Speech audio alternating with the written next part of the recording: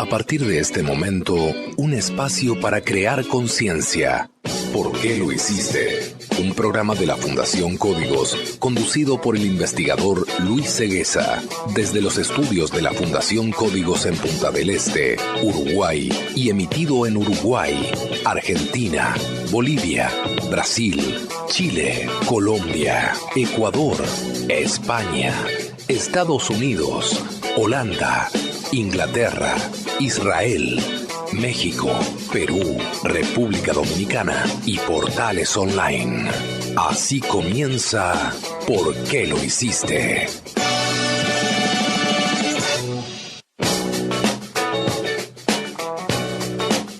Muy bienvenidos amigos nuevamente a ¿Por qué lo hiciste? Un programa que se emite desde los estudios de la Fundación Códigos en Buenos Aires, República Argentina, para toda la cadena ECO, 223 emisoras en 16 países. ¿Por qué lo hiciste? Una producción de la Fundación Códigos. Vamos ya mismo a los titulares de hoy.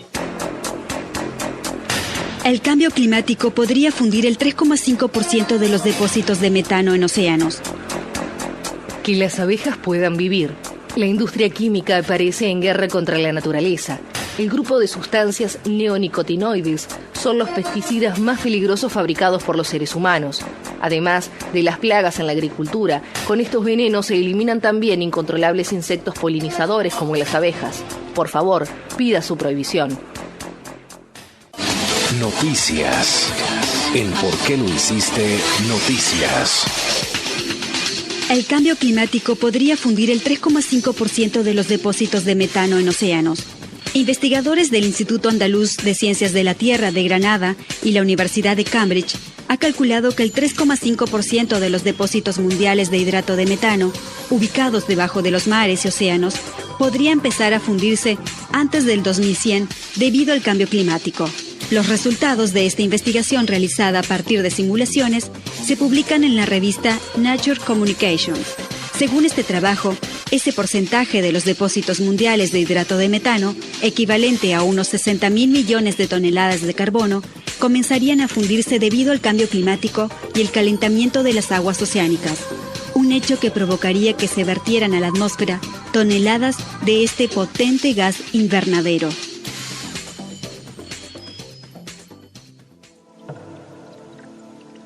Y bien amigos, como escucharon, la noticia dice en su título que el cambio climático podría, está hablando de futuro, fundir el 3,5% de los depósitos de metano.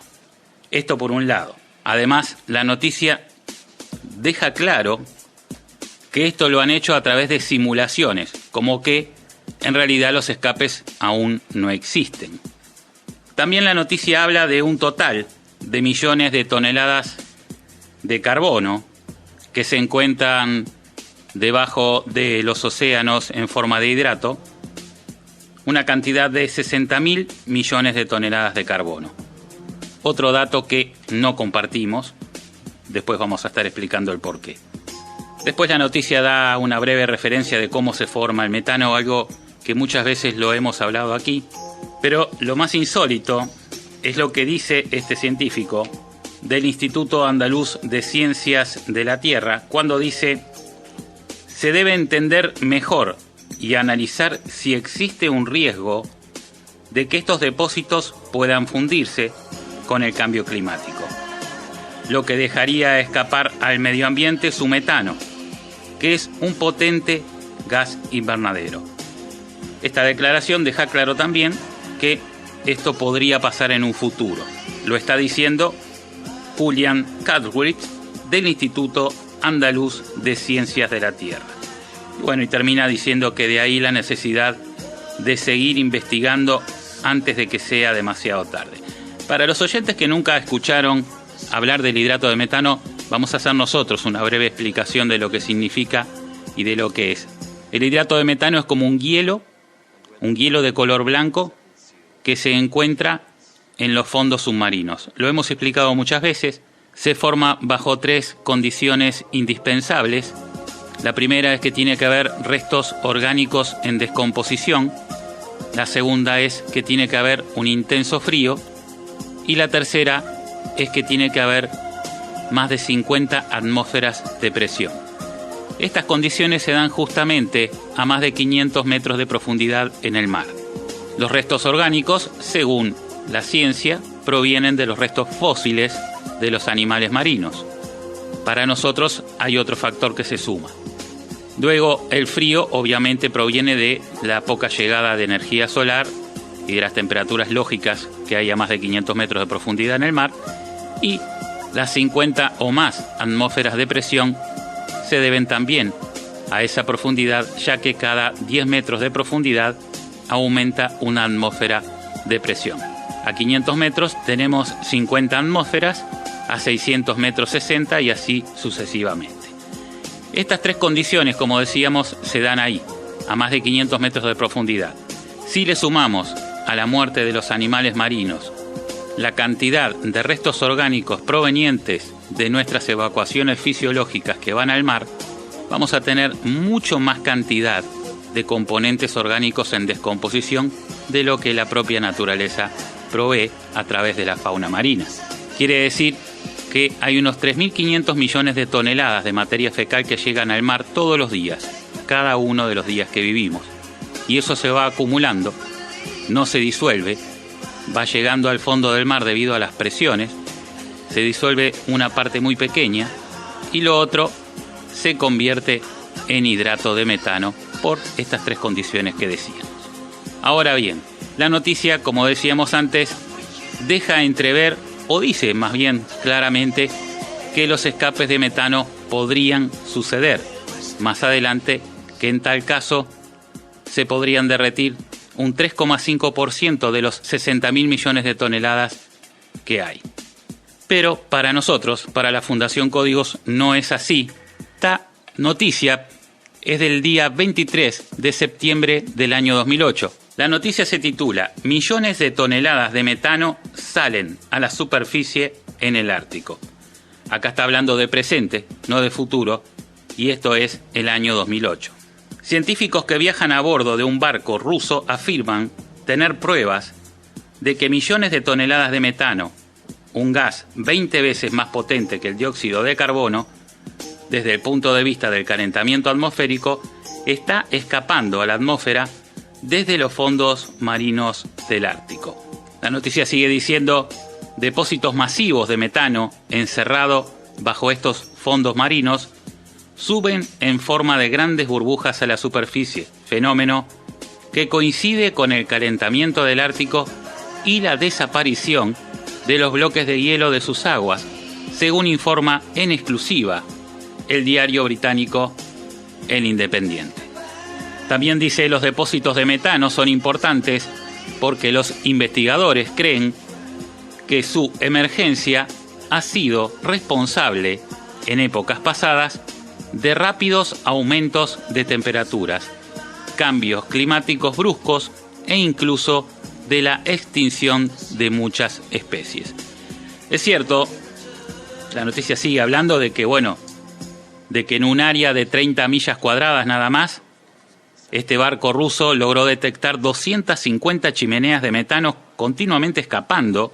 Estamos hablando del año 2008 y fíjense en que la otra noticia decía que posiblemente en un futuro, antes del año 2100, esto, que en el año 2008 ya era una realidad, podría suceder. Como les decía, es cierto, la comunidad científica piensa que inclusive la desaparición de los dinosaurios tuvo que ver con un gran escape de metano. En el año 2007 tuvimos 4 reuniones con científicos norteamericanos y en esas reuniones se hablaba justamente de la posibilidad de que el hidrato de metano comenzara a escapar. En aquel momento todavía no escapaba y particularmente un año después, en el año 2008, comienzan los escapes. Obviamente seguimos las conversaciones telefónicamente y uno de los comentarios que me hizo uno de los científicos era justamente que se pensaba esto mismo, ¿no? Que muchas especies podrían haber desaparecido por algún fenómeno similar. La cuestión es que los escapes de metano comenzaron en el año 2008 en el norte, en el Ártico, y en el año 2009 comenzaron en la Antártida. Hay pruebas, hay fotografías, hay videos, hay muchos científicos que lo vieron con sus propios ojos y han escrito sobre el tema, como también Jay Swally, el glaciólogo número 1 de la NASA, en el año 2007, a finales del 2007, previó que probablemente justamente los escapes de metano comenzaran y esto podría llevar a un rápido derretimiento del Ártico debido a la reacción en cadena de este proceso, a lo que normalmente se llama un efecto dominó. Porque el gas de metano, como dice la noticia, es 20 veces más potente, en realidad son 23 veces más potente que el CO2 como agente de recalentamiento global, y esto hace que se caliente más la atmósfera, esto hace que se calienten más las aguas, esto hace que se derrita más rápido el hielo, que se derrita más rápido también el permafrost, que es la capa de sedimentos que está sobre el hidrato de metano en el fondo del mar, y esto hace que haya más escapes de metanos, y así sucesivamente seguiría aumentando esto como una justamente reacción en cadena, como decíamos. Por eso, señoras y señores, queríamos mostrar esto, porque la realidad es que cómo puede ser que de una misma agencia de noticias haya una noticia que tiene unos pocos días que dice que en un futuro, antes de 2100, va a comenzar a suceder algo que ya en el año 2008 la misma agencia había publicado que había pruebas contundentes de científicos de que ya estaba sucediendo. Simplemente, señoras y señores, para que ustedes entiendan que no todo lo que escuchamos es cierto, ni todo lo que se habla en los medios es verdad. Y bien, amigos, seguimos con las noticias aquí en ¿Por qué lo hiciste? Y vamos para ello nuevamente con Majo López. Noticias. En ¿Por qué lo hiciste? Noticias. Que las abejas puedan vivir. La industria química aparece en guerra contra la naturaleza. El grupo de sustancias neonicotinoides son los pesticidas más peligrosos fabricados por los seres humanos.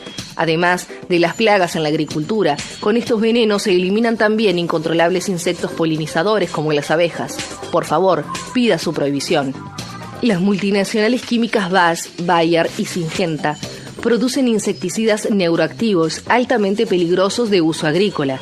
Los llamados neonicotinoides eliminan además los insectos, incluidas abejas y abejorros.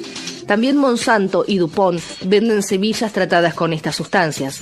Los pesticidas no solo matan en los campos de cultivo. Mínimas cantidades de veneno adheridas en las partículas de polvo son suficientes para llevar lejos el efecto mortal de estos insecticidas. En abril de 2008, en el Valle del Rin, Alemania, el cultivo de maíz tratado con neonicotinoides causó la muerte masiva de abejas. En España, la muerte de millones de abejas hizo titulares tras las denuncias de grupos de apicultores afectados en Girona en el año 2013 y Murcia en 2014. A causa de la muerte de abejas en Europa, la Comisión Europea ha limitado fuertemente el uso de neonicotinoides, cloanidina, thiamethoxam e imidacloprid, así como la sustancia fipronil. Las empresas Bayer y Syngenta han presentado 3 demandas en contra ante el Tribunal Europeo. En los Estados Unidos, apicultores y ambientalistas celebran por el contrario un triunfo jurídico. La Agencia Norteamericana de Protección Ambiental no tendría que haber aprobado la sustancia porque es altamente peligrosa para las abejas y los estudios presentados no podían demostrar su inocuidad para las abejas. Señoras y señores, otra noticia que tiene que ver con las alertas que nos está dando el planeta y todos los sistemas vivos, y tiene que ver también con los grandes intereses. En definitiva, tiene que ver con la codicia humana. Las abejas, que siempre uno puede pensar que son las que producen miel y nada más, son las responsables de la mayoría de los alimentos que consumimos, tanto nosotros como gran parte de los animales. Las abejas y otros polinizadores como las abejas, que como decíamos son responsables de gran parte de nuestros alimentos, están muriendo literalmente desde hace años. No muchos años, estamos hablando de 8 o 9 años, cuando surge por primera vez un fenómeno llamado colapso de las colonias. Es un fenómeno muy extraño, porque las abejas, según nos han contado los apicultores y las organizaciones apicultoras, parece que abandonan la colmena sin aviso y dejan a la reina y a sus crías solas dentro de la colmena hasta que obviamente mueren. Esas abejas no vuelven nunca más. ¿A dónde van? supuestamente a morir a otro lugar. ¿Por qué lo hacen? No se sabe. Hay varias teorías. Una de las teorías, la más aceptada, es esta, la de los pesticidas. Y ahí hay una puja de grandes intereses. Acá la noticia está nombrando a BASF, Bayer, Dow, Syngenta, también nombra a Monsanto. Grandes empresas que venden pesticidas y en el afán de seguir lucrando con esto, están matando una de las fuentes de vida y uno de los eslabones más peligrosos de la cadena alimenticia que existe en este planeta. Desde nuestra fundación venimos denunciando este problema desde hace mucho tiempo. Hemos hablado con expertos, hemos analizado e investigado y realmente el problema existe. Los científicos que están trabajando en esto prácticamente están aterrados porque saben las consecuencias. Y como si esto fuera poco, para los que creen, está escrito. Hay un pasaje bíblico que habla de esto y está en Apocalipsis. Simplemente, señoras y señores, el ser humano en su accionar, en la mayoría de los seres humanos obviamente sin querer, está terminando con la vida de este planeta. El día que caiga la última abeja a tierra, nos queda muy poco tiempo de supervivencia en este planeta. Si muere la última abeja, señoras y señores, poco a poco vendrá el hambre, un hambre como el que nunca hubo ni volverá a haber. Pero además, como si esto fuera poco, una de las tesis es que son los pesticidas, pero hay otras tesis que hablan de que pueden estar afectando a las abejas. Nosotros mismos hicimos algún experimento con colmenas y descubrimos que los celulares las afectan muchísimo. Y también hemos hecho algún otro tipo de experimento en el cual pudimos ver, y además hemos sabido que otros investigadores hicieron experimentos por el estilo, y parece ser que el CO2 que cae a tierra quita la fragancia de las flores y hace que las abejas y otros polinizadores no encuentren el alimento. 3 tesis probables: los pesticidas, los celulares y el CO2, que pueden estar afectando a estos animalitos muy perfectos pero también muy delicados. La forma de frenar esto, señoras y señores, es tomando conciencia, cuidando las abejas, y en este caso podemos ayudar porque esta noticia titulada "Que las abejas puedan vivir", con signos de exclamación, cualquiera de ustedes la puede buscar, nos da la posibilidad de firmar una petición para que quiten estas sustancias nocivas, estos pesticidas mortales para estos animalitos. Así que todo aquel que quiera ayudar puede entrar a esta noticia mediante cualquier buscador, como puede ser Google, por ejemplo, Yahoo. La noticia dice "que las abejas puedan vivir", con signos de exclamación, y debajo de la noticia van a encontrar que podemos firmar esta petición para ayudar a proteger a estos animalitos y protegernos a nosotros mismos. La Sociedad Europea de Física desmonta la versión oficial sobre la caída de las Torres Gemelas. La versión del gobierno de los Estados Unidos sostiene que el derrumbe de las Torres Gemelas y del edificio 7 del World Trade Center se debió al impacto de los 2 aviones de pasajeros. Dicha hipótesis fue generada por computadora y ofrecida posteriormente a la opinión pública. Sin embargo, muy pronto esta versión fue fuertemente cuestionada por la opinión pública de científicos y periodistas de investigación y hasta por las conclusiones elaboradas por la Comisión de Familiares de las Víctimas de dichos atentados. Según informa la red Voltaire, la European Physical Society cuestiona esta versión. En su revista, los físicos europeos acaban de publicar un artículo firmado por Stephen Jones, Robert Corol, Anthony Zambotti y Ted Walter, donde se dice, como en otros estudios anteriores, que el derrumbe de estos 3 edificios se debió a una demolición controlada. Como se recordará, uno de los primeros cuestionamientos al informe del gobierno de Estados Unidos llegó a la opinión pública a través del libro de Thierry Melissan, La Gran Impostura, publicado en el año 2002. Los medios hegemónicos siempre trataron de desprestigiar cada investigación opuesta a la versión oficial, presentándolas como teoría de la conspiración o simplemente ignorándolas. Sin embargo, en 2010, una profunda investigación reveló que la explicación oficial del derrumbe de los edificios del Centro Mundial del Comercio resulta inverosímil según las leyes de física.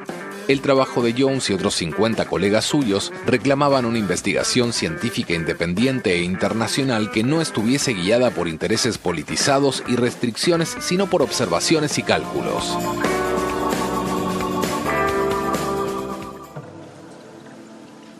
Señoras y señores, la versión oficial, como todos sabemos, siempre dijo que el impacto de estos dos aviones fueron los que hicieron derribar a las dos torres gemelas, tal como decía Apocalipsis en la Biblia, en tan solo una hora.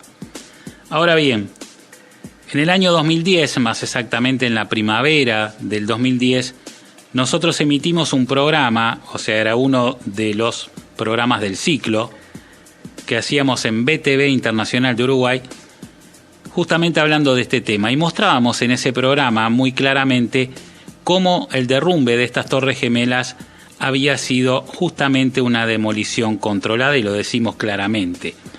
Nosotros en ese momento lo que explicamos fue que seguramente esta demolición controlada había sucedido por un tema de seguridad, pero que era obvio que las torres habían caído por explosiones que estaban justamente controladas, valga la redundancia, para que esas torres cayeran perfectamente hacia abajo en forma derecha y hacia adentro, para que no hubiera ningún peligro. Mostrábamos en primer plano las imágenes de las explosiones, series de explosiones programadas para que esto sucediera tal cual cuando se derrumba un edificio. Para que ustedes entiendan por qué nace esta investigación y por qué uno dudaba justamente de que las torres hubieran caído por un impacto de un avión. En el año 1945, más exactamente el día 28 de julio de 1945, un avión bombardero bimotor choca contra el Empire State. Ese choque, obviamente a 330 km por hora, es un fuerte impacto para el edificio, hay una explosión, pero no pasa más de un pequeño incendio en los pisos aledaños y evidentemente no pasa más de un pequeño temblor en el momento del choque del avión contra el edificio.